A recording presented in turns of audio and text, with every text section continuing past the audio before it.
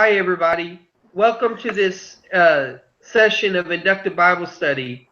Today we have with us Janet and Sister Adele. They're in Hong Kong, but as you can see, they are Filipina. And they've been studying with me for a long time. They've been a real blessing to me because my Saturday night is their Sunday morning.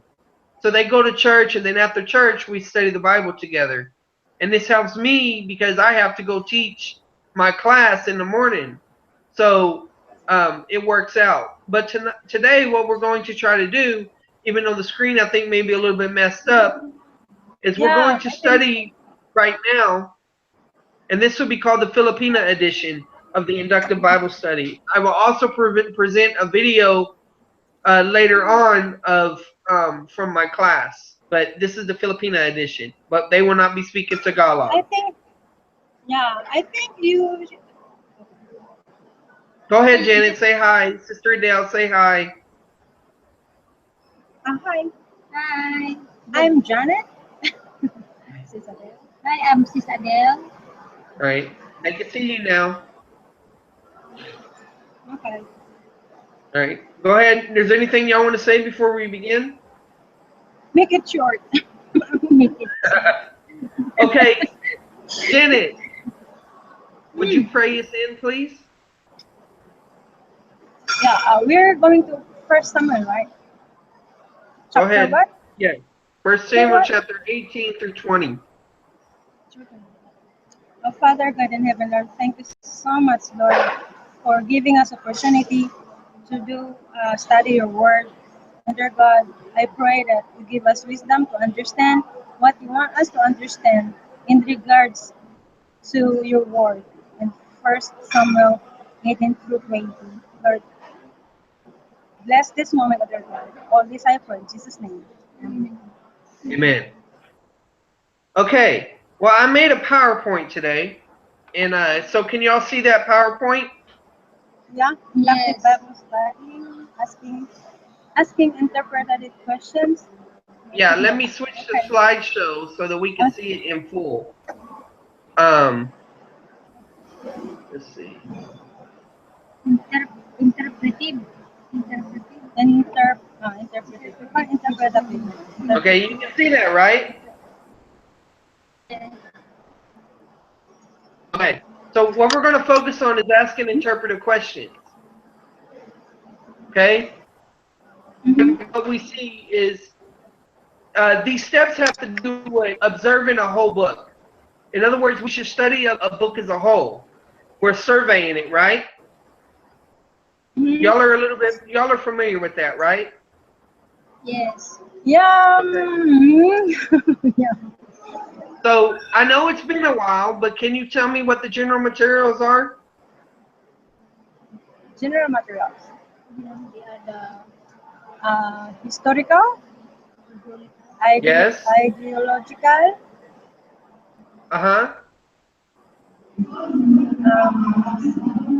chronological. What else?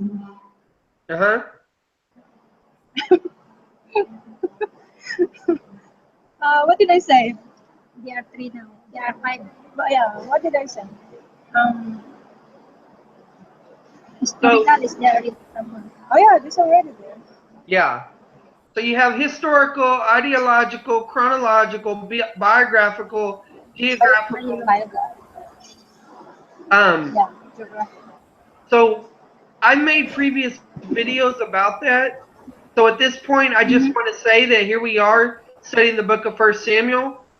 And it is an example of historical narrative, but the order is probably biographical that we'll talk about later on. Okay? Biographical. Yeah. Now, what do you remember about the major divisions? That whenever you study a book, you read it to find out the general materials, and then you go into your major divisions, like the three main divisions, basically. And when you don't have time to do that, you can consult other people's outlines, right? Yeah. Okay, and then we go into talking about structural relationships. Well, we've already talked about structural relationships in other videos, and today I'm going to demonstrate them at the paragraph level. But basically, these have to do with what the text is doing, the logic and the argument of the text. Today, we're going to focus on interpretive questions. We're going to be asking specific questions of the structural relationship in the present. And then, and after that, it won't be this time, but in the future, we would deal with the other steps of observation of a book as a whole. Mm-hmm. So here we go. Okay, first off, Bauer and Trina in their inductive Bible study book, they say that First Samuel is an example of biographical materials because you have Eli and his sons go and climb, in contrast to Hannah and Samuel who are on the rise for chapters 1 through 12. Y'all So understand that? biographical means the clan, the people, Yes. the clan, Yes. the lineage of a person. So we also see that the second half of it is Saul on the decline in contrast to David on the rise. Okay? Mm-hmm. Now this next one, this is Charles Swindoll's divisions of the book, his chart of the book. And you can find this on his website. And so basically you can see right here how he's got two major divisions. Samuel the last judge and Saul the first king. And then he has subpoints underneath it that are related to the chapter. So the birth of Samuel, the growth and call, the ministry, and the change. And then underneath Saul, you have the rejection by God. Rejection by God, rebellion against God. Yeah. Yes. Okay. Now this next part, this is taking from the major points and subpoints of Constable's notes, which are free to use online. You can use them in teaching purposes and all of that. If you would just type in Constable's notes, you'll find it on the internet and be able to go there. But it's a really good commentary, as you all know, because it updates every year. And so it interacts with a lot of different resources. So it's a good commentary. So according to this, 1 through 4 deal with Eli and Samuel. Mm-hmm. 4 through 7 deal with the history of the Ark of the Covenant. Chapter 7 through 15 deal with Samuel and Saul. And then 16 through 31 deal with Saul and David. Well, where our main focus is on Saul and David, we're going to focus right there. We're not going to do comparison of why we think that the different divisions of different charts and outlines and all that. That's always something you can do. But today we're trying to get to the step of interpretive questions.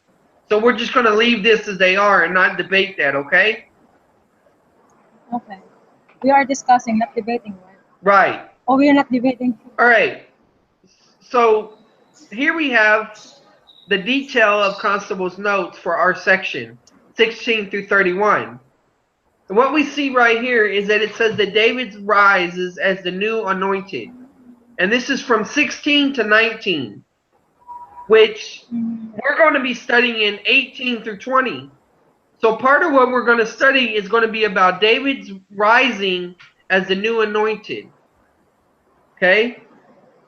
16 and 17 are background for us, where God selects David for kingship, and then he explains the reason for God's selection of David.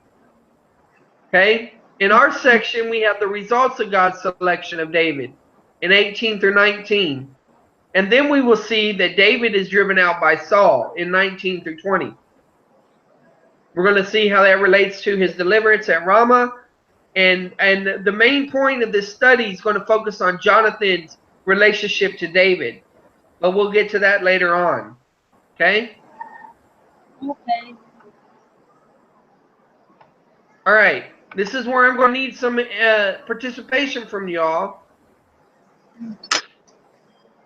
Okay? Right now, what I have is I have Constable's notes, but then I put relationship at each paragraph level of the verse based off the NASB. Okay? Go through and you read the paragraph and you pick one word that it's a structural relationship marker, and then you do that. Once you do that, then you do this. You see this, Janet and Sister Adele? Yeah, interpretive questions for a structural relationship, right? Yes. There's 3 primary questions. What, The one why, that, how. Oh. yes. Yes. And so what you have is the what deals with the definitive or definition or explanation. Talking about what is the meaning. Then the why question is a rational question. Why is this here, and why is it being dealt with in this way? And then the wow is the implication. In other words, this is not application, but it relates to, wow, the theology behind it, the connections that we make. If this does this, then this and this will occur. That type of idea. Okay? Well, we have 4 auxiliary questions that clarify the primary what question. So what we're going to focus on is asking the what and then these other questions. Now, Janet, at this point, could you tell us a little bit about your experiment with the W's and CCF and how that helped you in your life? Yeah, Just briefly. I remember the 4 W's that we had in CCF, my church in the Philippines. Um, if the facilitator telling us how to understand the Bible is to ask questions like 4 W's, like who, what, when, where. Who is speaking in that verse, context, or paragraph? Who is speaking? Why he say that? Why that verse is in that part? Why not to the other part? That kind of thing. And where is that happen? When is the event? Is it in Rome or in somewhere else? So that's part of my learning when I was in CCF. And how many years ago was that? It, 4 years ago. Okay. And then you read Living by the Book and Zuck Yeah, and a couple other books after that. and yeah, and since adult too, had read before the living, and then uh, the grasping, how to understand the Bible. The grasping. And also, yeah, Grasping God's Word. the inductive, yeah, Grasping God's word. But we Yes, didn't these we are finish. all didn't helpful finish. books. Okay, so I'm going back to my picture. So what we're going to do is we're going to ask who or what questions because they relate to identification. We're going to ask how questions because they relate to the mode, the manner, the way. In other words, how it is done. We're going to ask time questions, the when and the where, the location questions. So just like what you said, okay? But this is the thing. Look right here. Interpret a question demonstrated with preliminary and tentative answers given. In other words, whenever you do this Bible study method, you're just supposed to ask the questions. And then when you get to the interpretation step, remember we're in observation right now, but whenever you get to the interpretation step, you're supposed to study it out and find out these answers. But we don't have time for that right now because we're emphasizing observation, but I still have to teach a class. And I still want us to get through the rest of the scripture. So what we're going to do is we're going to make preliminary and tentative answers. In other words, we're going to try to answer these questions, but we know that these answers may not be accurate because it's just observation. It's not interpretation. Okay? Observation. So what I saw what I saw in 1 through 5, and I'm fixing to have y'all read that in a minute, is causation and contrast. We're going to focus on contrast more than anything else. So this is how you make the questions every time, same order. Who is being contrasted? And what specifically is being contrasted? How does the contrast exactly occur? When does it occur? Where does it occur? Why does this contrast occur? And what are the implications of this contrast? Okay? So in other words, we take the structured relationship and then we put the interpretive questions underneath it. All right? You there? Yeah, okay. Okay, so Janet or Sister Adele, would you please read 1 through 5 of chapter 18 and tell me what you see concerning contrast?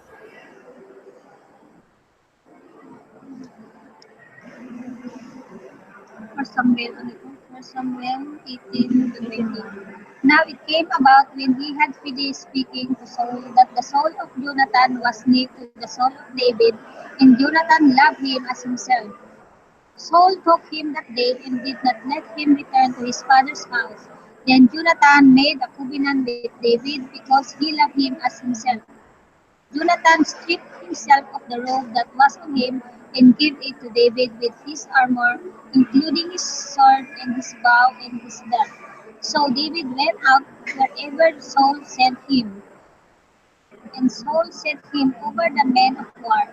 And it was pleasing in the sight of all the people and also in the sight of Saul's servant. Okay, so what do you see contrasted in 1 through 5?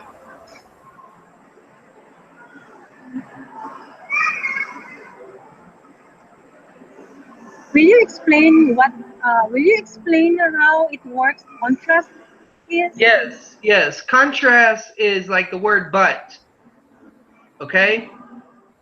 A contrast is you have differences. It's where you're comparing two people. Like, for example, we don't like it when we compare ourselves to another person, right? Like a woman or man might say, don't compare me to her. Because that's a real contrast. I'm different. I'm unique. That's what the person says. So don't compare me to her. Or don't compare me to him. So, Yeah. Thank you. okay, so who are the people in this story? Who are the people? Saul, David, Jonathan. Okay, and who is being compared to who? Jonathan and Saul. Wait. Yeah, Wait. okay. Yeah. Wait.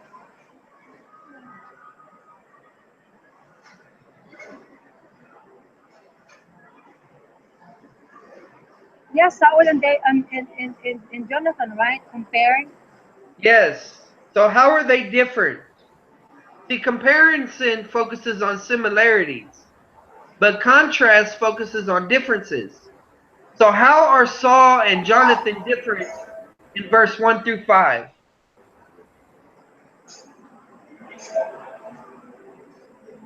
Okay. Because How are they compared?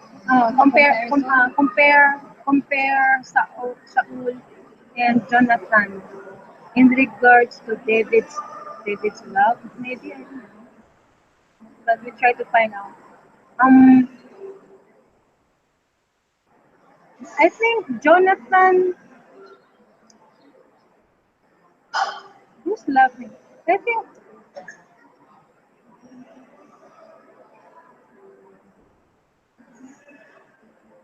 Go ahead, speak your mind. It's just observation. uh, yeah, Jonathan loved Saul than David. Okay? Oh, yeah, Jonathan loved Saul as himself. So who loved David more, Jonathan or Saul? Jonathan, Yes. yeah, Jonathan loved David more than Saul loved David. Okay, so we know the what and the who that it's talking about, but how do we see that in the passage? Because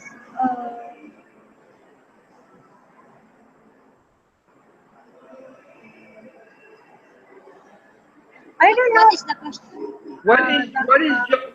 What is Jonathan doing to show his love to David compared to Saul?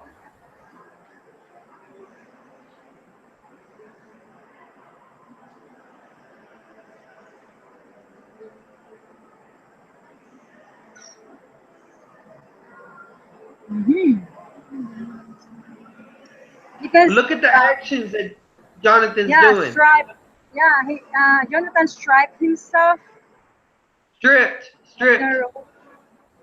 Ah, oh yeah, stripped. Oh, yeah, verse 4. Stripped himself of the robe that was on him, David, with his armor. Oh, since Jonathan loved Saul so much, as You mean love like he David? surrendered David. David, as Jonathan surrendered, turned back all the seems for me it's like Jonathan turned over all the authority to David because Yes, he want to follow Saul. yes, He because want to be Saul. Jonathan would have been king, but instead he gives up his right and submits to David as Oh, God's anointed. oh, I didn't know. I didn't know that. Really? Yes. Saul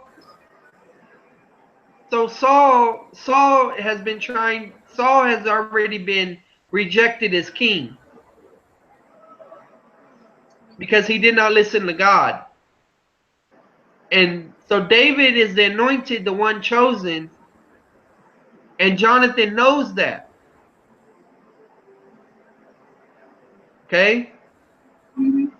So why So then? going Why then, well, Jonathan,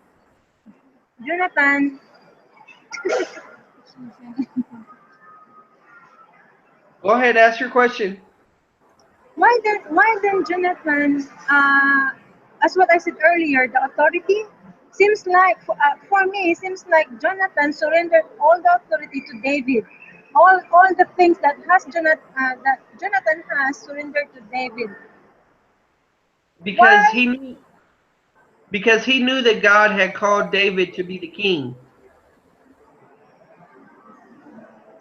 But Jonathan is already have those things. I mean the robe, the sword. You know what that means? Well, his the point is that he's given up his authority or his signs of authority and saying, "Look, I'm honoring you as King David, not my father who is king, but I'm recognizing that you are the king. You are the anointed one."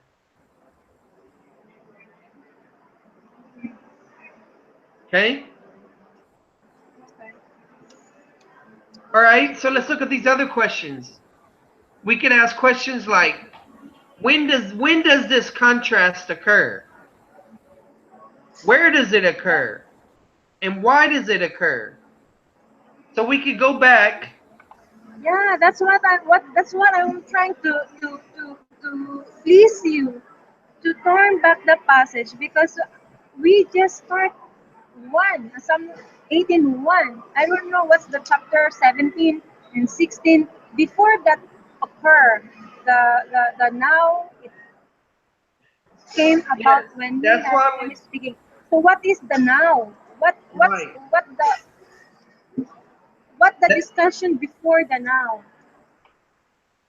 There in the okay, first that's why I verse. showed you an outline, but that's a good point. Uh, No, in the previous section, it's talking about David and Goliath. Okay, the Hmm. story of David and Goliath is what happened, and Saul is asking, "Who is this person?" You know. So as Mm. So after killing David, it has him going and joining David.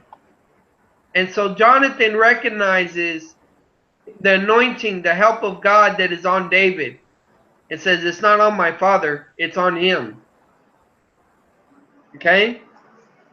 And because I don't know, I don't know the book of Samuel. Okay, this is we are surprised because you just told us to kind of discussion.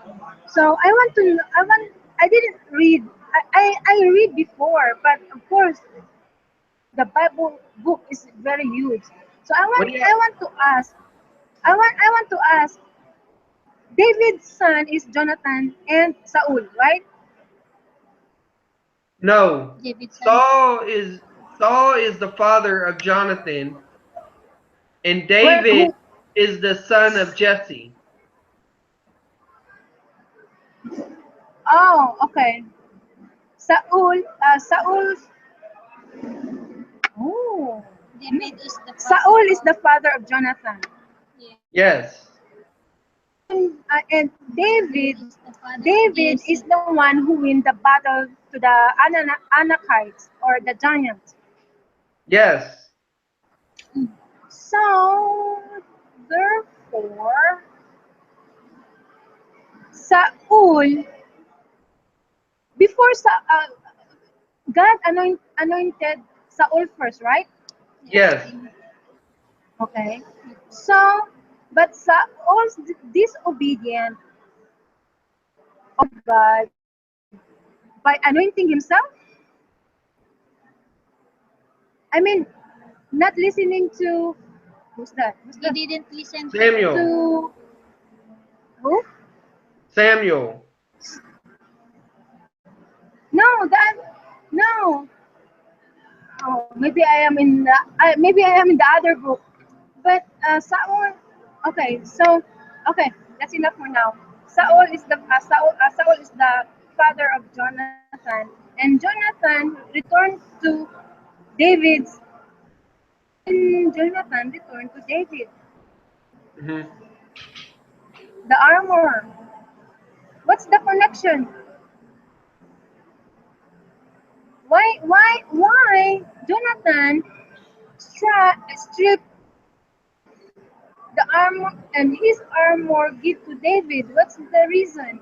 And Jonathan, his father is Saul.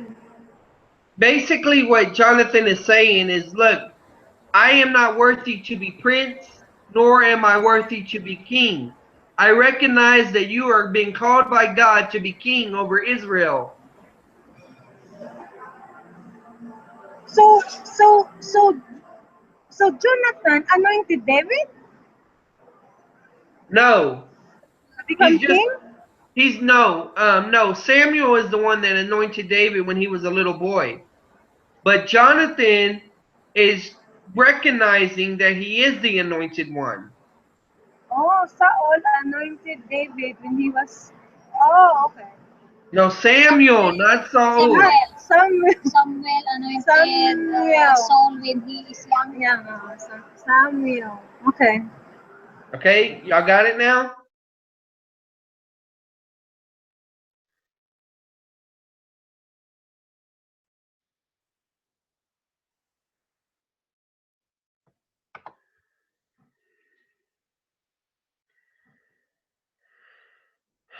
Screen froze.